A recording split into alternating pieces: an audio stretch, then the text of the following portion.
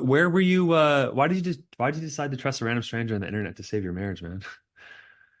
Um, What's going so on? actually, yeah, no. So I went through like when I got hit with the D word or the I love you but not in love with you. Right. Uh, I don't know, like I just needed to find something, and it took a few weeks for me to actually look online, and I found YouTube videos, other courses, books, and I went through a bunch. Lots of Ended up because you had like a 30-day return pod to return because I found Marriage Mastery and like I don't know, your stuff actually resonated more with me about just like, yeah, working on the relationship, but also working on yourself. yeah. And I'm huge into that. Like I've done personal development, I've done that like a few classes already. So it really, like I said, resonated and hit home with me. Like, okay, yeah, it is about us and the relationship, but more so it is about yourself. Yeah. Um, and that was really that was one of the biggest things is why I trust random stranger on the internet. Yeah. It's funny, from like a systems theory approach, it's like when you look at a system, it's like, yeah, you can try to work on the system as a whole, but like you can also separate the individual parts that are kind of not working together, alter parts. And in the context of a male to woman relationship, at least in my philosophy, as you know, it's like I feel that if the man takes ownership, since he's the leader, if he changes, the woman will follow, especially if she goes into her feminine, right? So Yes. that's the whole theory, obviously. And you know all this. I'm just kind of preaching to the choir here. But anyway, so yeah, what was actually going on that like made you want to actually seek help? What's something she dropped the D word, you said, right? Yeah. Okay. Um, What about anything else, or was that like the main? that was the main thing. There was something else going on with her and someone else. But that was the main, like we've talked about that and she told me, she's like, I wanted a divorce before anything else happened. Um, so it had already been like, I mean, it says online, like women think, and you said it, women think about divorce a few years before they actually Yeah. do it. The one thing is she never came to me and actually talked to me about it.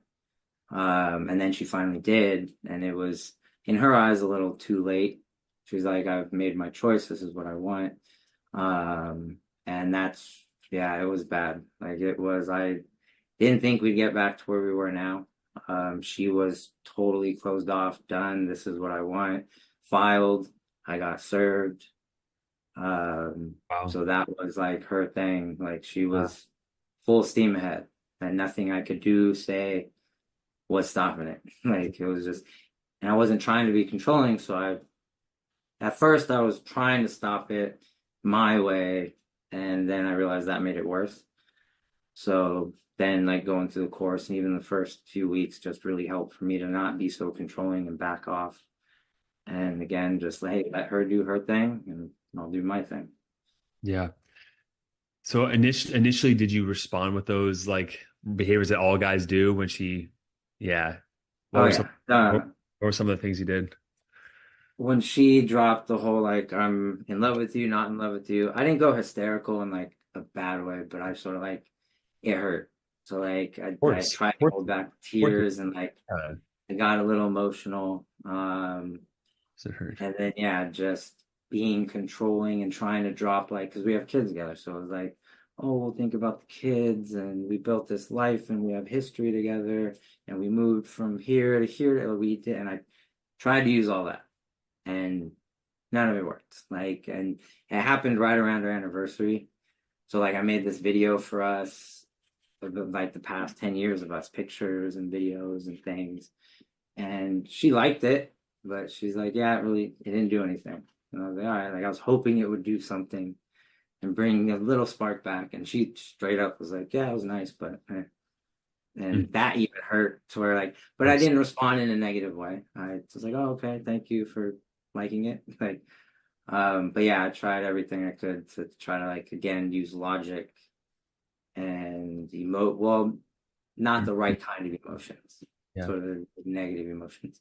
And I'll just like touch on that for a second about why that really occurs on a deep level is because we talk about the tipping point, right? The tipping scale. As soon as she goes into Yeah, that negative sentiment, and it's like it really is black and white. Like when she's in the dual mindset, there's this back and forth a little bit. But as soon as she makes like the way humans work, not just women, but the way humans work, as soon as we make a vast decision to do something, our brain has to then reconcile why we're doing these things backwards, rationalize. Oh, if I did this thing, my emotions are going to follow even more now. So when she gave the divorce paper, right, she's like, I want a divorce. Her emotions went more in that direction. Yeah. But so anything that you do in that moment until she has that space, she's going to just see through the lens of like, oh, he's being manipulative, or it's all negative, right? Which is why that space is so important. But yeah, so walk me through kind of like the timeline of what's actually no, actually I paused myself. Let's start with where you're at now, and then we'll go through the timeline. Where are you at now with her? Now we're at level 5 beyond, like we are back, like I said, to a space or a place I never thought we would be. Um, we're flirting again. We're more, again, I tried to build that friendship first. So we're definitely best friends again.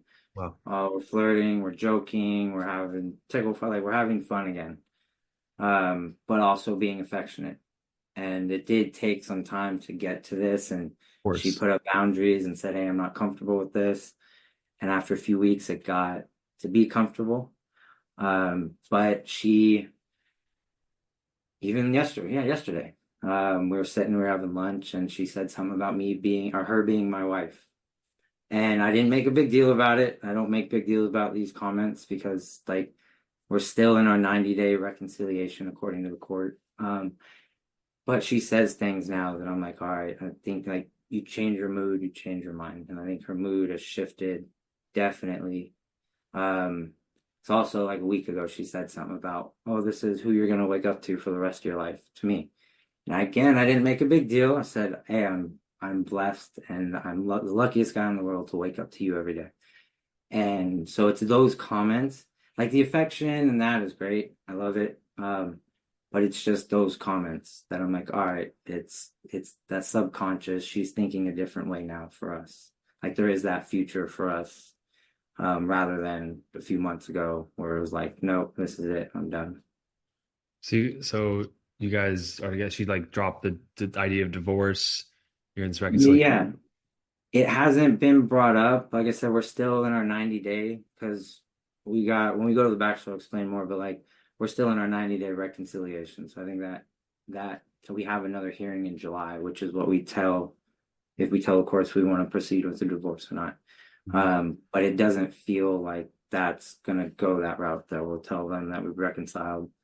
And it just, yeah, like I said, the comments and the affection, like the hugging, and she actually came and laid with me on the couch one night. Like I was sitting there and she came and laid on me. Like, so those kinds of things, like I see her being more open, more soft, definitely soft-hearted.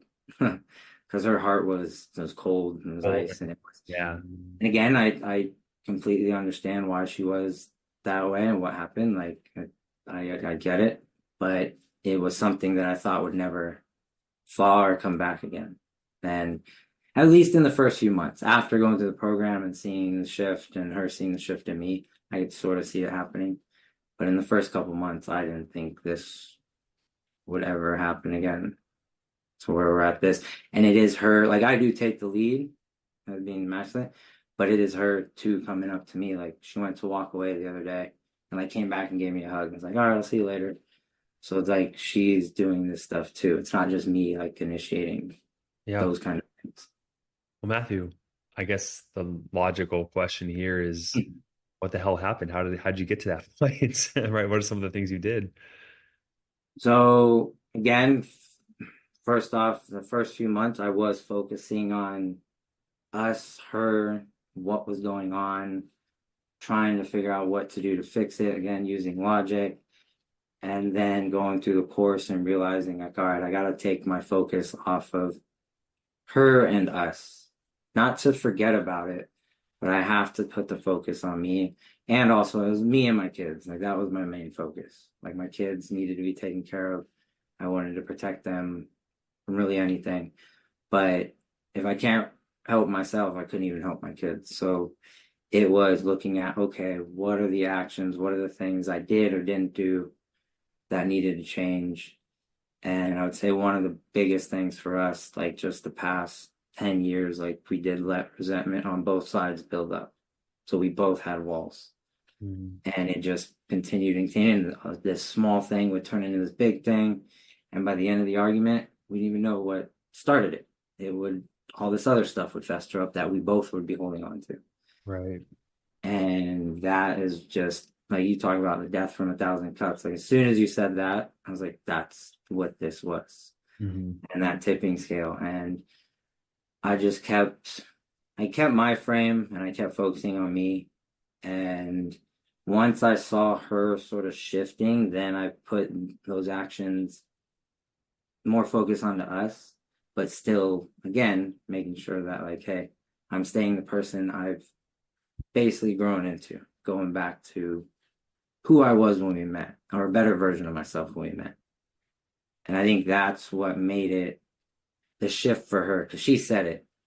She didn't like that it took the divorce for me to change like this, because she said it felt like a slap in the face. Mm. And I validated, I totally understand that. And I made sure she knew that I was like, yeah, it's not. But as soon as she started to see the change was staying, and it is staying, that's when her mindset started to shift. I think what confuses a lot of guys when they hear that, they're like, what do you mean focus on myself? What does that even mean? So if a guy said that to you, what are some of the things that you did, right, to focus on yourself at first? So for me, it was looking at the negative habits that created that resentment between us. It was looking at my triggers that would get me either angry or just get me to shut off, and figuring out what that was. And so I did a lot of the meditating and the breathe work to let go of like past trauma, because that was something I didn't even know about. Like I talked to my buddy about it and he's like, it seems like you're holding on to like past trauma that's affecting what's going on now. So learning to let go of that, and even let go of the hurt that we caused each other over the past 10 years. So that was the first step, was like, you need to let go, leave the past in the past. Don't forget about it, learn from it, but you need to let go of it. You need to move on from it. And Hmm. that was one of the biggest things. And then communication, because one of the brothers asked me, he's like, what's the one biggest thing that you would say made the biggest difference? And I told him, I was like, I can't say there was one biggest thing, because it was equally added up things. And communication was another thing, that like talking to her on her level, validating, listening, like literally just listening to what she had to say more. Like I would listen before, but I wouldn't like listen to hear, listen Right. to respond. Right.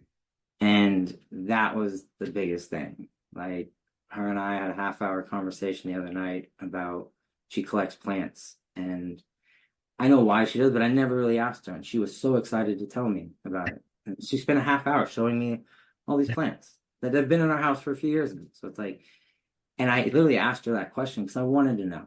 Like I honestly, genuinely wanted to know.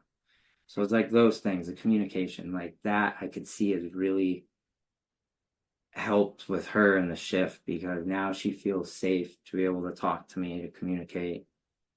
Like if it is something that might cause an argument or be touchy of the subject, I wouldn't, like, before I'd respond, or I would react with maybe defensiveness or like walls put up. Hmm. Now I know I could respond and actually be like, okay, you know what, there's something going on here that we need to talk about. I Right. won't get defensive. I won't take it personal. It's just something that, so I'd say that right there with her at least was like the communication, learning to really listen. As you're speaking, I'm seeing you through this prism of like these like past moment, present moment, and future moment strategies. So like the past moment strategies are like letting go of the past, right? And like the trauma and the things that were like coming into the relationship in the present that you were holding on to, right? And so breaking those patterns with the present moment strategy, you talk about communication, right? How to speak with her. And something as simple as communication, right? We think it's so, univariable, right? Which is like it's like, oh, I hear the words, I respond. But like, no, it's like, are you listening for like how this affects you? Are you listening for how she feels? Are you listening how it affects the both of you? Are you listening because of the words she's saying? Are you listening to solve her problems? Are you listening because with the emotions? Like there's so many things you could focus on when you're listening. Yeah. And so you're saying you shifted the focus from like maybe how to solve problems, which a lot of guys do, or like how does this affect me, to like what is she actually saying? What does she actually mean here? Right. Yeah. No, exactly. And another big problem, at least in our relationship, was I used to love when we first got together, and I still love doing things, but like I love doing things for her. And when she would ask me, and then over the years, the resentment would build up, built up, and and this is me. This was, and I know this was me. This was me being childish, holding on to resentment, and just and totally approaching it wrong. But she would ask me to do things, and I would do it, or I'd do it later, or I'd get like, like I'd have an attitude about it or pissy, which was childish, 100% childish for me. Like I see that now. Now, and she even said, she's like, I was scared to ask you to do things. I didn't feel like I could ask you to help me with things. And that was the biggest thing for one of the biggest things was like, that's why she wanted to do what she did. She's like, I didn't feel like I could rely on you or ask you to do things. And I saw that and I noticed that. And that was too, like, now that shift is like, I'm grateful to be able to do these things for her. And when again, last year, 2 years ago, like that mindset wasn't there anymore. Like I was grateful in the beginning of our relationship, but it shifted because of that resentment. I was like, oh, well, I have my thing to do. You're not respecting my time. And it Right. was totally the wrong way to think. And now, like, she asks me every day, hey, can you do this? Can you help me out? Like, I'm gonna go pick up some plans for her later. Like, so, and again, during all this, she would have asked me to do stuff like that. And let me ask you a question, which is like, first, I want to give you credit because you were able to create a safe container for her to feel comfortable enough to share those things with you, right? Which before she didn't feel that way, I'm assuming. So what did you No. do differently that allowed her to now feel safe with you to open up about those things? So it took a lot. Like, again, I did the CLC and the potency actions, and I know those helped, but Mhm. she still felt again manipulative or that once okay she came back and like gave me her heart again or gave in, I'm gonna go back to the same way I was. I'm just gonna be like, oh, got you. And I told her, I was like, I could say it tongue blue in the face that I could promise you it'll never happen again, that we won't go back, but it's those are just words. I was like, all I could do is show you. And that's what it was, and it took time, and I showed her. And if she asked me to do something, I would do it. I would talk to her about it, or if she needed something done without even asking me, I'd go get it done. Like I would make sure, like, and it wasn't. There was no covert contracts. There was no thinking I'm doing this. I'm gonna get this. Like my thought process behind these things is just like it makes our lives easier. We got our kids. We got our family. It helps her out. Like she has a stressful job. So like doing those actions and showing her that again, I wasn't holding on to like covert contracts or I'm going to do this for this or having resentment because I have to do these things, showed her like, and she was still skeptical about it. She would say things like, oh, you don't want to do that or you don't have to do that. And there would be times she would ask me something and I could, or wanted to ask me and would hold back. And I'm like, hey, what's up? And she would open up and like, well, would you be okay? And I'm like, yeah, no problem. She said, well, you don't have to. I was like, no, I want to. Like, it's not that I have to, I want to. And I feel grateful to be able to do these things. And I've explained that to her. And I've had the conversation with her just about how much I appreciate her. And like, she responded back, she said, well, I appreciate you too. And I was like, no, thank you. But I was like, I just want to let you know, I appreciate you for you being you being here, and what you do for me and the kids, yes. But so those kind of things, like showing her and being genuine about it, because she can tell if I'm being fake or genuine, because she knows. Like she knows the resentment side of Matt and the pissy side and the childish side of Matt, who's gonna say these things just because he wants to get something he wants or just that. But like she actually sees the difference now. Even though she hasn't said it, her actions have shown that even though we're still in this phase, like she believes the change is real, which it is. Like I know right now, well, I don't say the one thing, it takes two. But I know one of the biggest things that can mess this all up or get it to go back would be me Hmm. going back to the way I was or doing something like that, which I never would do because I saw what it did to us and I did to her and me. Yeah. But yeah, like it's just consistency with it. Just be consistent with it. Yeah. I'm playing with this new idea. It's based off a concept that what you're talking about, which is like women do receive and amplify. And so like they're like mirrorifying glasses, right? So like, it's like a mirror and then a magnifying glass like combined, right? Because Yeah. she's a mirror to you and then she magnifies whatever you give her. And so with this concept is like when you first falling in love with a woman and you're like giving and you're open, receptive, and kind and all these things, she gives her back her feminine love like doubly so. But when you have insecurities or doubt or resistance or anger, right, and you're stubborn yourself, she's going to Yeah. be doubly so back at you. She's going to, Oh yeah.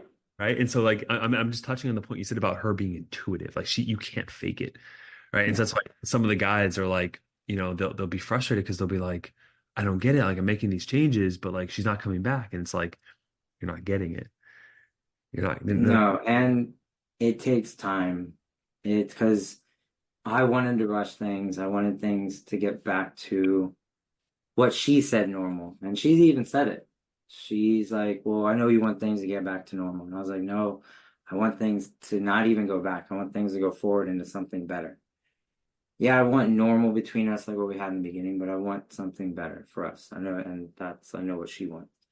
And that's the thing too, like it's consistency, patience, and just it takes time. Like, and I've told her, and I know I got from the course, like it took us, yeah, I know it took us years to get to where we were in November, which was just a negative place. And I've told her, I was like, it is going to take time to get back to where we were. I don't feel it's going to take years. And if it did, I'm okay with like putting in the work, but I know it'll take time. And it took me a minute to actually be okay with that. So I just wanted things to go back. I wanted things to be okay. And it's just like you can't rush this kind of stuff. Yeah, Like if you rush it, then you're more pushing away than anything. yeah, Because she feels, and she even said like 2 weeks ago, she said something about like she's like I feel we need to slow down a little bit. And I just asked her why and what she meant by that. She explained it, and instead of getting upset at it or being like, "Well, no, we're doing it," I was like, "Okay, I respect that, and that's okay." And we talked. We had like a 2 hour talk after that. yeah. And that was something like, again, 2 years ago or a year ago, depending on the situation, like I don't feel I would have responded that way and talked to her that way. I would have maybe been mad or like gotten childish or shut down or resentful of it. But Mm. instead, I understood. I was like, okay, she is feeling comfortable, but not so comfortable. So instead of pushing and breaking a boundary, let's respect it. Not only that, but what I saw that you did is like most guys, they'll if a wife says something that triggers the guy, like, oh no, this I'm gonna lose her again. Like they catastrophize, they immediately catastrophize. What you did, well, first thing is like you pause, like you don't react, right? You respond, react, Mm-hmm. but you use the most vital tool, which is like curiosity. Like you didn't make the assumptions what she meant by that. You talked about it. Yeah. Because a lot of times when she said, even when a wife says like, and it sounds crazy, but like, hey, I want a divorce, that seems pretty black and white what that means, right? But in a woman's speak, that could be like, I truly don't want to be with you anymore. I'm done. Or, hey, I'm thinking about leaving you. What are you going to do about it? Right. That could be completely, but until you actually use that calm pause and then the curiosity, you'll actually play into your own worst fears and like make those true. Right. Yeah, no, you will be in your head so much about, and then you're also falling into like her narrative and the way she's thinking, Her which friend. can send you down, yeah, her friend, like a really dark rabbit hole. Like that's because you don't know what she's thinking. Yeah. Again, yeah, dropping the divorce, and the when I sort of knew it shifted was it was 2 days or the day before our hearing, and we were going to bed and she was in her plant room doing stuff, but I could tell like she was holding something, like she wanted to cry. And instead of going to bed and ignoring it, I just asked, I'm like, hey, you okay? What's going on? And she was like, well, I don't know if I want to do this anymore. And at first I was like, well, yeah, that's why we're doing this and going to court. And she's like, no, I don't know if I want this divorce anymore. And I was like, oh, okay, well, if you like, we talk about it and we talked about it. And that was when she brought it up. She's like, you've changed so much. Like she started going into that. And again, instead of falling into that narrative, like, oh, I got her or getting excited about it, which I was excited. I was like, okay, cool. Like we are shifting. I still stayed in frame. I still knew what I had to do. I knew the work wasn't done. Even now, and when we're past all this, I didn't know it's not done. But like, it's again staying in your frame. You're again focusing on you. And like, I saw something the other day. It's like, be someone that makes you happy.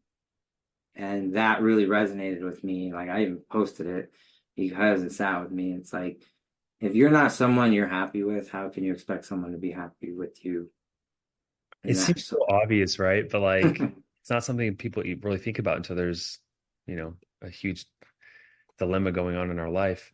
Um, yeah. I'm curious. One of the questions I like to ask towards the end here, it's my favorite question to ask, which is like, if you can go back 6 months to a year and give yourself a piece of advice that he needed to hear in that moment, what would it be? Listen to understand. Mhm. That was the biggest thing because we would have our arguments and she would say these things. She would say, like, oh, I'm unhappy.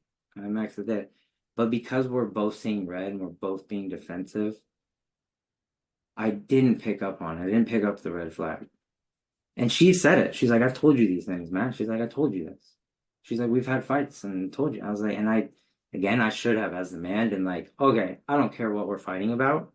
What you just said, oh, you're unhappy. There's something else there. There's something there that, okay, we may be fighting over this little stupid thing or arguing over this stupid thing.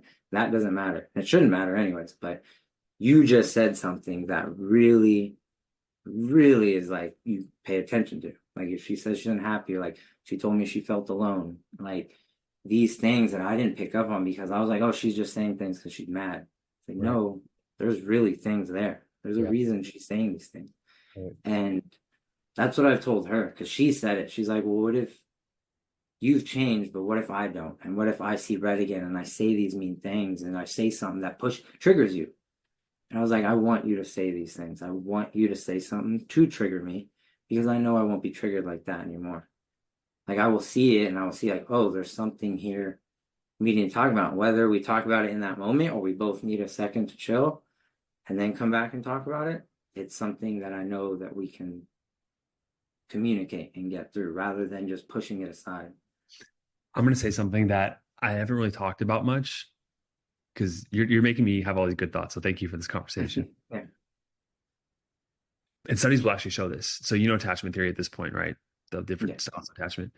Studies will actually show that if a securely attached person is with someone who has insecure patterns themselves, if that person is able to remain securely attached, they actually help the other person heal. And so her fear of like, yeah, saying something, getting upset and triggering you, if you remain in your frame, remain calm, you give her the love, you're unreactive, you hold that space for her, over time, her nervous system will start to feel safer with you. And you'll be a stimulus that makes her feel safe, right? And you'll actually heal her through this process. And it's a Yeah. beautiful thing. It's such a beautiful thing, you know? Yeah. No, she's even said it. She's like, I'm able to talk to you more. I feel more comfortable talking and like having these conversations. Like the things she has said, she's like, these are things that you may have, actually, no, I would have got defensive or taken it personal, which it's not. It's something that wasn't really directed at me. It's just something the way she's feeling. Yeah. And I do see it. Like I see the healing, like she's doing her own thing and like I understand it, but like I see the conversations we have more and more and I see that side and that healing and her being okay with like, okay, I can talk to him and I can open up about these things. Mhm. And that I would say that at least for our relationship was listening to understand. Even if you are arguing with your wife and she says something mean, hurtful, it's not that you're taking it and being a doormat. It's just, okay, listen to understand it though. Like, listen to like, why is she saying these things? She's not just saying things that hurt you.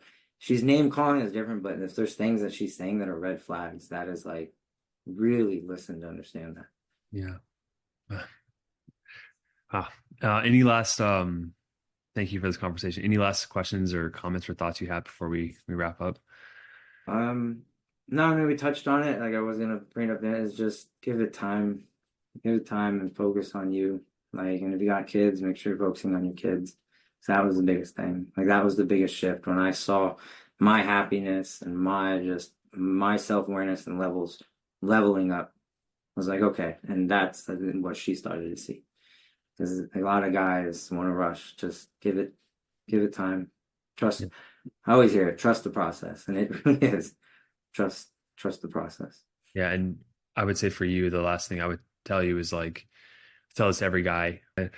I teach this every day. So like being supporting these guys in the community that are steps before you is keeps you on top of mind as well with these lessons, right? And really embeds it into your consciousness. So Yeah, no, definitely. cool, man. Well, thank you so much, man.